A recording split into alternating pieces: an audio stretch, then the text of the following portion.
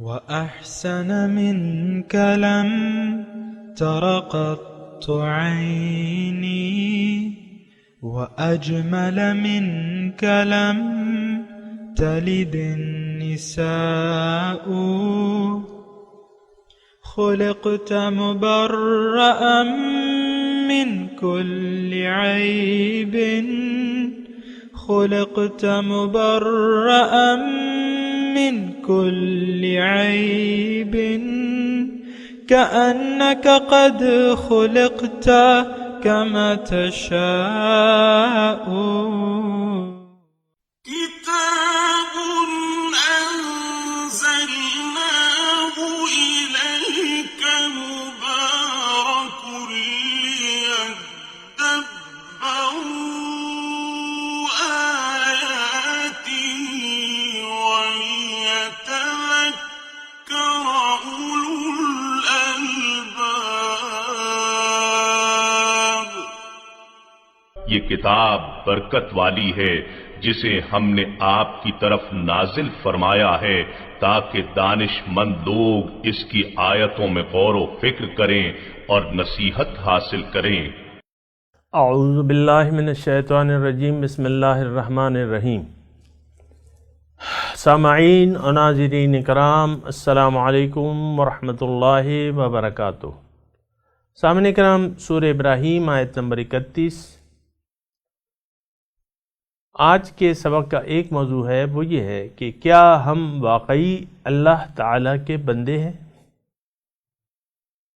اس کے ساتھ ہی سامعین کرام، آئیے آج کے درس کا آغاز کرتے ہیں۔ سب سے پہلے گزشتہ سبق کی دہرائی ہوگی۔ بسم اللہ الرحمن الرحیم۔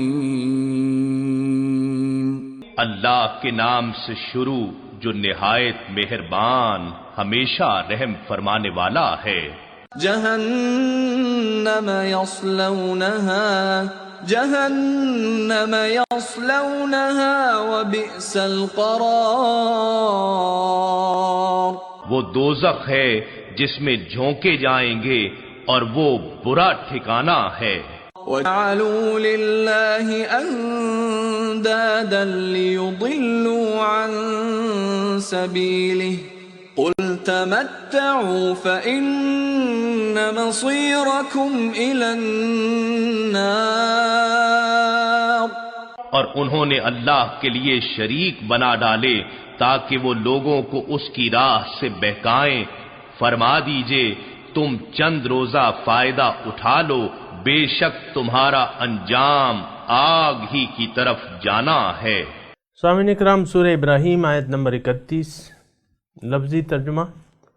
قل، کہہ دیجئے آپ، لعبادی، میرے بندوں کو، الذین آمنوا، جو ایمان لائے ہیں، یقیم الصلاۃ، کہ نماز قائم کریں، وینفقوا، اور خرچ کریں، مما رزقناہم، جو ہم نے ان کو دیا ہے اپنی نعمتوں سے، سرم وعلانیہ، چھپے اور ظاہر طور پہ، پوشیدہ اور ظاہر طور پہ، من قبل، اس سے پہلے کہ آ جائے، یومن، ایسا دن، لا بیع، اس میں خرید و فروخت بھی نہیں ہوگی، ولا خلال، اور نہ دوستی کام آئے گی۔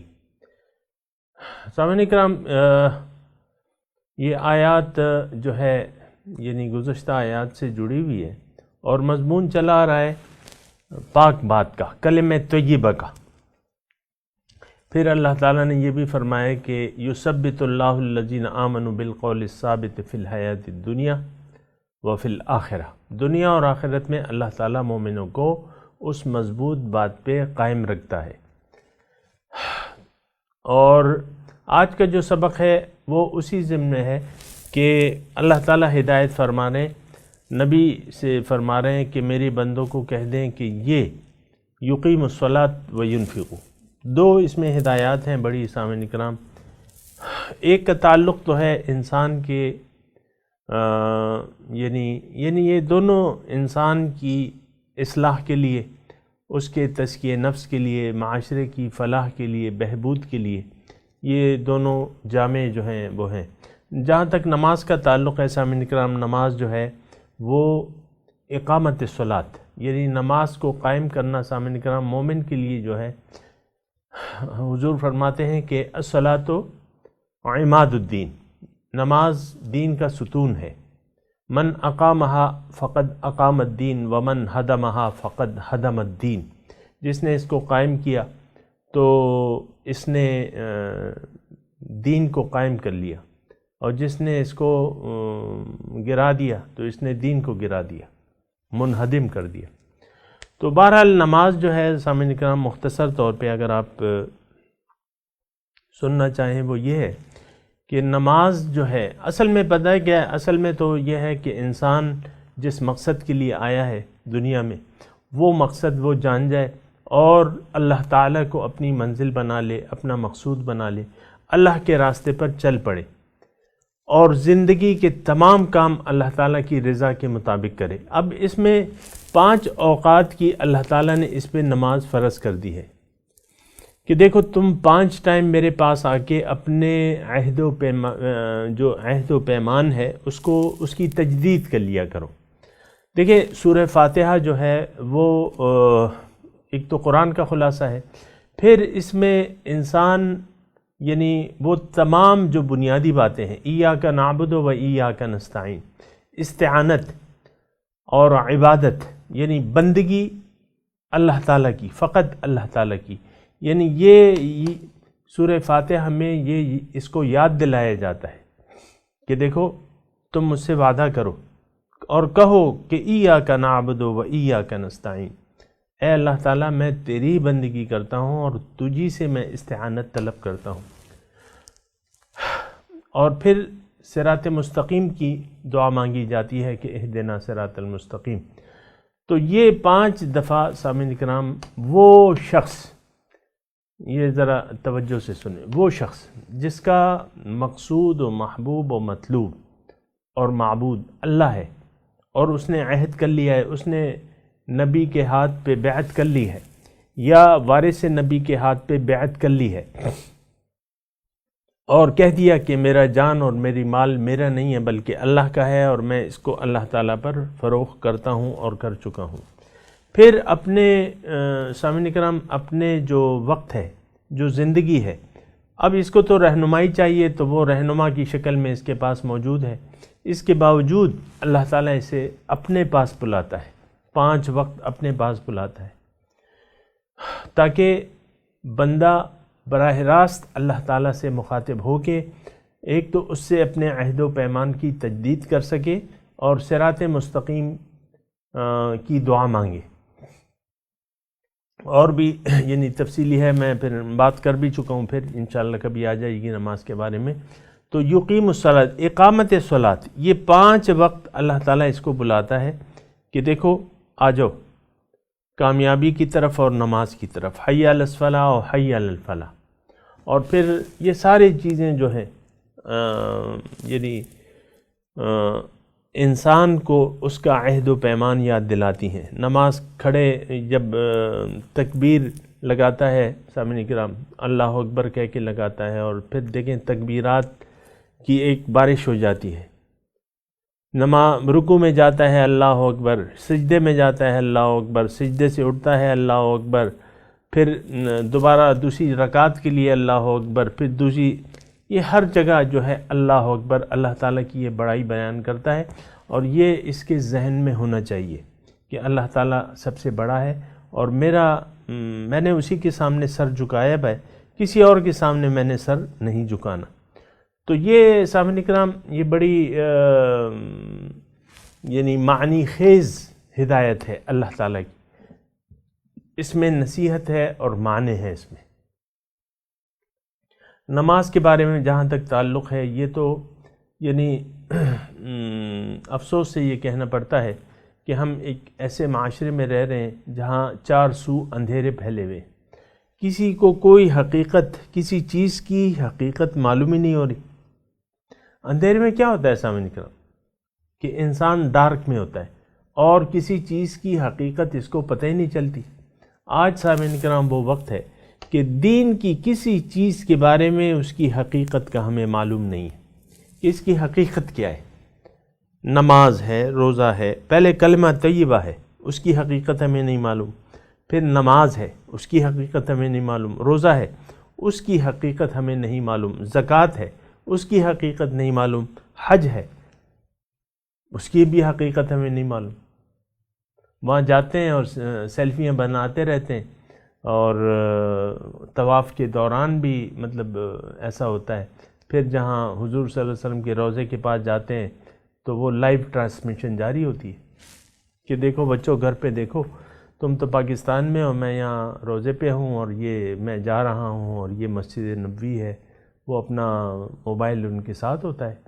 یہ کتنی سامعین اکرام گری ہوئی بات ہے کہ آپ روضہ رسول پہ جا رہے ہیں اور آپ وہاں سیلفیاں بنا رہے ہیں، یا آپ نے موبائل آن رکھا ہوا ہے. یہ کیسی عبادت ہے اور کیسا سلام ہے سامعین اکرام. تو میں صرف یہ کہہ رہا تھا کہ ہر چیز کے بارے میں ہم ڈارک میں ہیں اور حقیقت ہم سے چھپ گئی ہے. حقیقت چھپ گئی ہے اندھیروں میں. اندھیرے میں تو کسی چیز کی ہمیں روشنی کی ضرورت ہے سامعین اکرام. یہ بات نوٹ کر لیں آپ.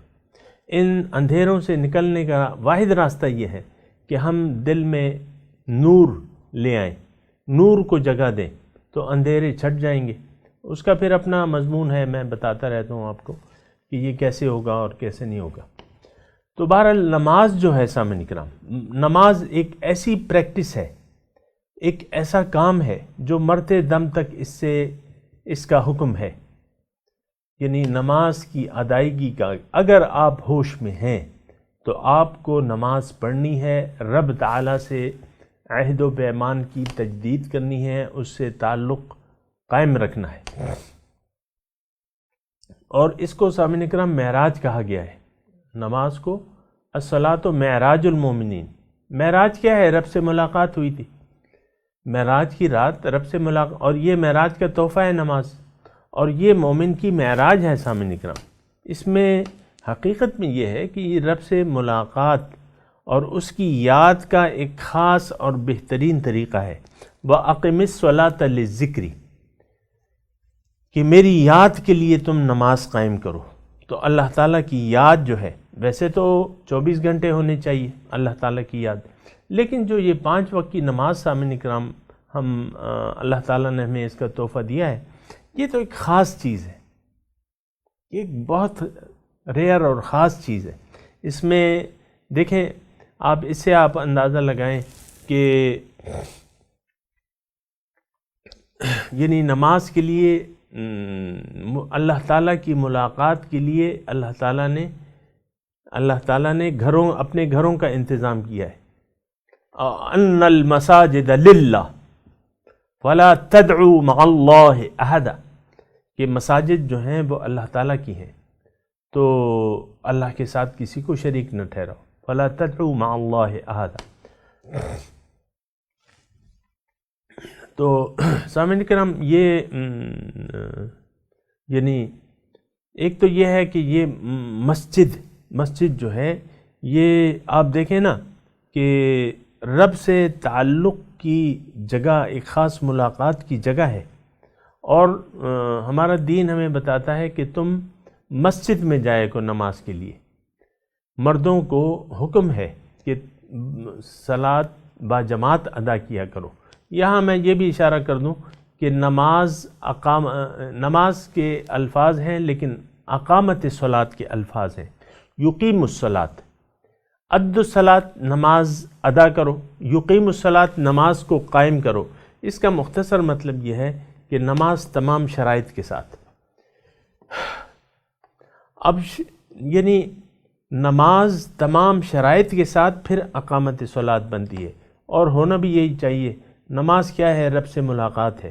آپ رب سے ملاقات کے لیے جا رہے ہیں، آپ کے کپڑے صاف نہیں ہیں، آپ کے کپڑے میلے ہیں، ان سے بو آ رہی ہے، آپ نے کوئی بودار چیز کھائی ہوئی ہے جس سے اور جو اللہ تعالیٰ سے باتیں کرنے والے ہیں ان کو تکلیف ہوتی ہے، ان کی توجہ جو ہے خراب ہوتی ہے. آپ کے بودار چیز، لہسن، پیاز، یا جو بھی آپ نے سگریٹ پیا ہوا ہے اور آپ منہ سے آپ سگریٹ کی بو آ رہی ہے، یا اور اسی طرح آپ مستری ہیں مثال کے طور پہ، تو آپ نے وہی کپڑوں میں، بہرحال وہ تو بہت برا حال ہے، اس کی طرف میں نہیں جاتا۔ تو پھر شرائط نماز میں یہ ہے کہ آپ کی کپڑے صاف ہوں، آپ خود، آپ کا بدن صاف ہو، پھر باقاعدہ ایک وضو کا طریقہ اللہ تعالیٰ نے ہمیں بتایا کہ تم صحیح طریقے سے وضو کرو، اپنے آپ کو پاک کرو، پاک حالت میں، پاک کپڑوں میں، پاک جگہ میں۔ مسجد جو ہے سامنے کا مسجد، تو یہ تو ایک خاص جگہ ہے اس جگہ کو اللہ تعالیٰ نے اپنا گھر کہا ہے۔ مسجد میں، یعنی یہ بڑی دلچسپ بات ہے سامعین کرام کہ آپ نماز کو جا رہے ہیں، کیوں؟ بھئی رب سے ملاقات ہے، رب سے ملاقات ہے اور رب سے بات چیت کرنی ہے، تو چلو رب کے گھر چلے۔ آپ کسی سے بھی آپ کو کوئی اہم بات کرنی ہوتی ہے، وہ آپ کو اپنے گھر بلاتا ہے۔ کوئی ڈیلنگ ہے، کوئی کاروباری بات ہے، کوئی اہم بات ہے، کوئی تفصیلی بات ہے، آپ کو اپنے گھر بلاتا ہے کہ آؤ وہاں بیٹھو اور بات کرتے ہیں، میرے گھر آؤ۔ تو اسی طرح اللہ تعالیٰ نے ہمیں دعوت دی ہے، آذان ہوتی ہے باقاعدہ، اور اس میں نماز کی طرف بلایا جاتا ہے۔ تو نماز یعنی آپ کا بدن پاک ہو، آپ کے کپڑے پاک ہوں، آپ کی طہارت مکمل ہو، اور پھر آپ مسجد میں تشریف لے جائیں اہتمام کے ساتھ، اور پھر جو ہے آپ رب کے حضور کھڑے ہو جائیں۔ سامعین کرام، رب کے حضور کھڑے ہو جائیں اور رب سے بات چیت کریں، اور جو مدعا ہے وہ بیان کریں، اور اپنے لیے دعا مانگیں رب سے۔ تو یہ مطلب تمام شرائط اور آداب کے ساتھ اس کو اقامت صلاۃ کہتے ہیں۔ دوسرا یہ ہے کہ عام طور پہ تو ہم نے ایک روٹین کی نماز کے عادی ہو گئے ہیں بعض لوگ، اور وہ خشوع اور خضوع کا خیال نہیں رکھتے، یعنی حضور قلب۔ تو حضور قلب کے بغیر لا صلاۃ الا بحضور القلب، حضور صلی اللہ علیہ وسلم کے الفاظ ہیں کہ نماز تو حضور قلب کے بغیر نہیں ہوتی تمہاری۔ اور حضور قلب تو ہمیں حاصل ہی نہیں ہے سامعین کرام۔ نماز کے صرف تو یہ یعنی نماز صرف یہ نہیں کہ آپ نے کوئی غلطی نہیں کی یا فرائض اور واجبات اور سنن اور مستحبات کا خیال رکھ کے آپ نے نماز پڑھی، یعنی ظاہری جو اس کی شرائط ہے کہ آپ تکبیر کیسے لگائیں گے، آپ ہاتھ کیسے باندھیں گے، آپ رکوع میں کس طرح جائیں گے، سجدے، رکوع سجدے، یہ سارا طریقہ کار۔ اس کے علاوہ جو ہے وہ باطنی طور پہ تو وہ حضور قلب درکار ہے۔ والذین هم فی صلاتہم خاشعون، یہ اللہ تعالیٰ نے ارشاد فرمایا کہ یہ وہ لوگ ہیں جو اپنی نمازوں میں عاجزی، خشوع اور خضوع۔ اب ظاہر ہے اللہ تعالیٰ کے حضور آپ جا رہے ہیں اور آپ کھڑے میں، اور آپ کبھی ادھر ادھر دیکھ رہے ہیں، آپ یعنی آپ کی توجہ مخلوق کی طرف ہے، کون آیا ہے کون نہیں آیا، اور کون کیسی نماز پڑھ رہا ہے، اور اس نے کیا غلط، یعنی آپ اپنی نماز پڑھ رہے ہیں، رکعتیں اس کی شمار کر رہے ہیں۔ تو خشوع، خضوع اور حضور قلب، یہ جو ہیں یہ نماز کی آداب ہیں سامعین کرام۔ تو حضور قلب کی میں بات کر رہا تھا کہ حضور قلب تو ہمیں اکثر میسر نہیں ہے، اکثر لوگوں کو حضور قلب میسر نہیں ہے۔ انسان یعنی ہمارا ذہن جو ہے سامعین کرام مادی ذہن ہے۔ مادی ذہن سے مطلب یہ ہے کہ ہمارا یہ یعنی ایک بات جو ہے وہ میں کہنے جا رہا ہوں وہ یہ ہے کہ ہمارا مقصود تو دنیا ہے سامعین کرام، یہ کہے بغیر تو میں نہیں رکھ سکتا کہ ہمارا مقصود، محبوب و مطلوب ہمیں دنیا ہے۔ جو دین کی روح ہے وہ ہمیں نہیں معلوم۔ دین کی روح تو یہ ہے کہ آپ کہہ دیں کہ ان صلاتی و نسکی و محیایا و مماتی للہ رب العالمین، میری نماز، میری قربانی، میری زندگی، میری موت اللہ کے لیے۔ نہیں، ہم نے تو کہا ہے کہ بھئی میرا سب کچھ تو دنیا کے لیے ہے، یہ میں، میری بیوی، شوہر، بچے، مال، دولت، یہ جائیداد، یہ پلاٹ، یہ گھر، یہ بلڈنگیں، یہ میری ہے اور میں نے اس کی طرف توجہ رکھنی ہے. زبان سے تو نہیں کہتے لیکن عملاً یہی ہے. لم یرد الا الحیات الدنیا، اللہ تعالیٰ کے الفاظ ہیں. عارض عمن تولی عن ذکرنا ولم یرد الا الحیات الدنیا. اے نبی، اے حبیب، آپ اس شخص سے منہ پھیر لیجئے جو پھر گیا میری یاد سے. عارض عمن تولی عن ذکرنا، جو پھر گیا میری یاد سے. لم یرد الا الحیات الدنیا، اب یہ نہیں چاہتا لیکن صرف دنیا کی زندگی. اور سامعین کرام، کہنے دیں مجھے کہ ہم اکثریت، جس معاشرے میں ہم رہ رہے ہیں، ان لوگوں کی اکثریت لم یرد الا الحیات الدنیا، دنیا کے علاوہ، دنیا اور ما فیہا کے علاوہ وہ کچھ چاہتے ہی نہیں. آپ دیکھیں عام طور پہ جنت کی جانے کی تیاری نہیں ہے، دوزخ جانے کی تیاریاں ہو رہی ہیں. نہ جنت پہ یقین ہے نہ دوزخ پہ یقین ہوتا. اگر دوزخ کا یقین ہوتا اور آخرت کے وقوع کا یقین ہوتا تو پھر تو ہم اس کے لیے تیاری کرتے نا. سامعین کرام، تمام اعمال سے جو ہمارے اعمال ہیں یا جو زندگی ہے وہ اس سے تاریکیاں بن رہی ہیں، کالے داغ لگ رہے ہیں، اور ظاہر دنیا ہی ہمارا مقصود و محبوب ہے. اور یہ لوگ تو کافر ہیں. ایسے لوگ، سورہ ابراہیم جو ہم پڑھ رہے ہیں اس کی آیت 2 اور 3 کو آپ دیکھیں. وَيْلٌ لِّلْكَافِرِينَ الَّذِينَ يَسْتَحِبُّونَ الْحَيَاةَ الدُّنْيَا عَلَى الْآخِرَةِ. ہلاکت ہے، تباہی ہے ان لوگوں کے لیے جو دنیا کی زندگی کو پسند کر لیتے ہیں آخرت کے مقابلے میں.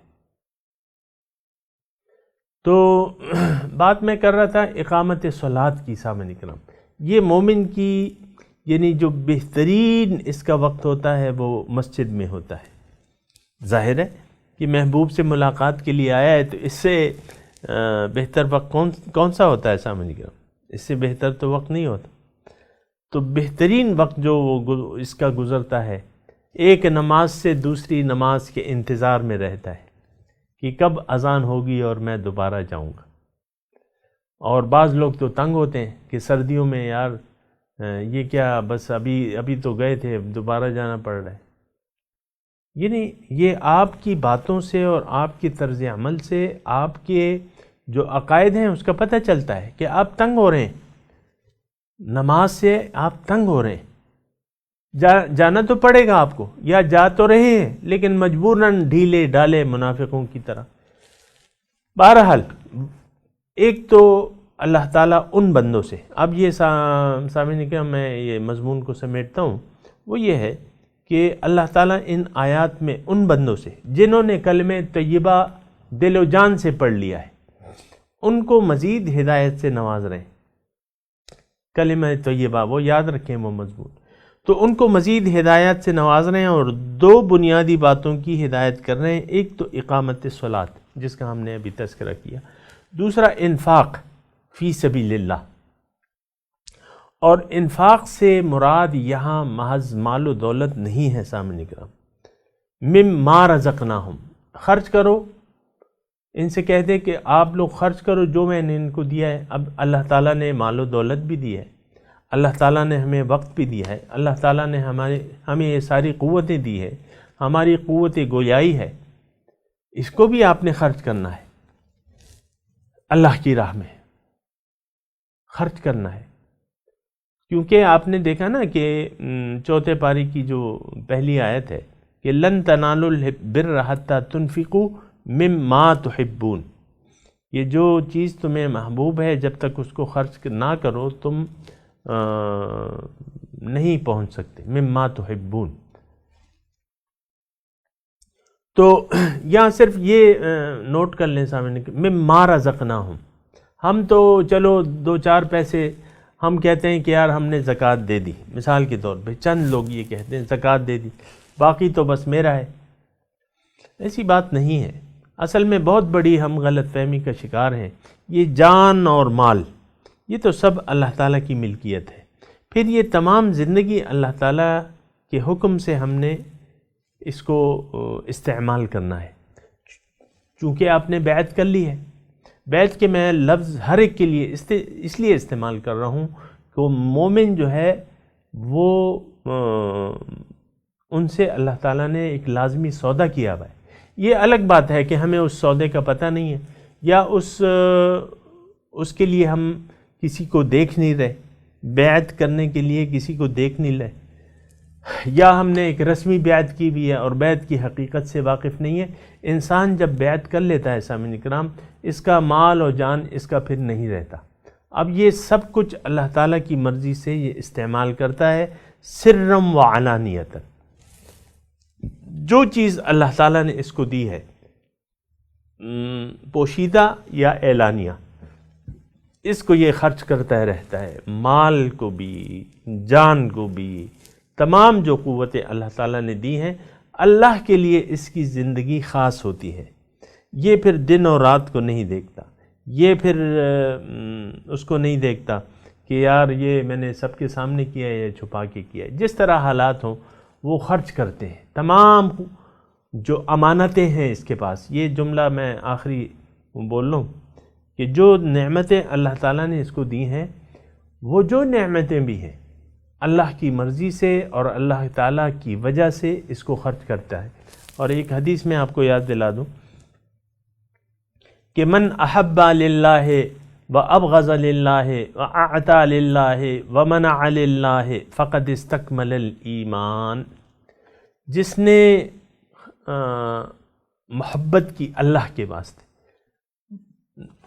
بغض رکھا اللہ تعالیٰ کے واسطے، خرچ کیا اللہ تعالیٰ کے واسطے، روک نہ کیا اللہ کے لیے، تو اس نے اپنے ایمان کو کامل کر لیا. تو اس حدیث میں نے آپ کو یعنی یہ سارا جو مضمون ہے اس حدیث میں آ جاتا ہے کہ جو نعمتیں اللہ تعالیٰ نے آپ کو دی ہیں، مال اس میں شامل ہے، جو صدقات لازمہ ہیں وہ اس کے علاوہ آپ نے یہ نہیں دیکھنا بس ضرورت مند کی ضرورت کو پورا کرنا ہے اور دین اسلام کے احیاء اور بقا کے لیے آپ نے وہ مال خرچ کرنا ہے. سامنے کرام آپ سمجھ رہے ہیں نا میری بات؟ یعنی دین اسلام کے لیے یہ جو میں بات کر رہا ہوں سامعین کرام، یہ ہمارے ذہنوں سے نکل چکی ہے. بہرحال ابھی وقت نہیں ہے، میں انشاءاللہ اس پہ بات کروں گا مزید اگلے درس میں. اور ابھی آپ تلاوت سنا دیں مجھے. اعوذ باللہ من الشیطان الرجیم، بسم اللہ الرحمن الرحیم. قل لعبادی الذین آمنوا یقیموا الصلاة وینفقوا مما رزقناہم سرا وعلانیۃ من قبل ان یأتی یوم لا بیع فیہ ولا خلال. ترجمہ سنا دیجئے. قل لعبادی الذین آمنوا،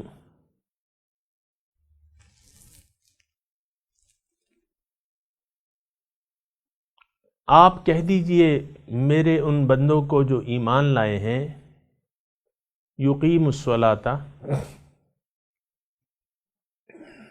قائم کریں نماز، وینفقوا مما رزقناہم سرا وعلانیۃ،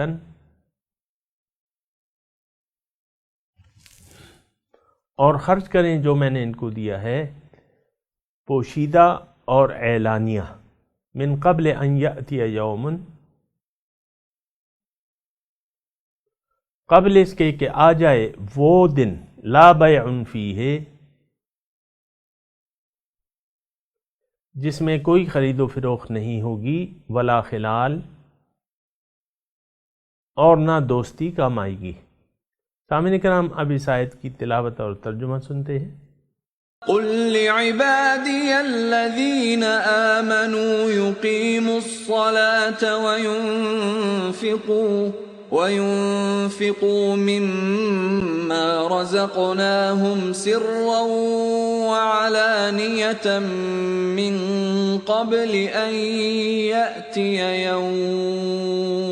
مِّن قبل أن يأتي يوم لا بيع فيه ولا خلال. Tell my servants who have believed to perform the prayers and to give from what we have given them secretly and publicly, before a day comes in which there is neither trading nor friendship. اس کے ساتھ ہی آج کے درس کا وقت اختتام کو پہنچا. انشاءاللہ کل دوبارہ ملاقات ہوگی. وآخر دعوانا ان الحمد للہ رب العالمین. والسلام علیکم ورحمۃ اللہ وبرکاتہ.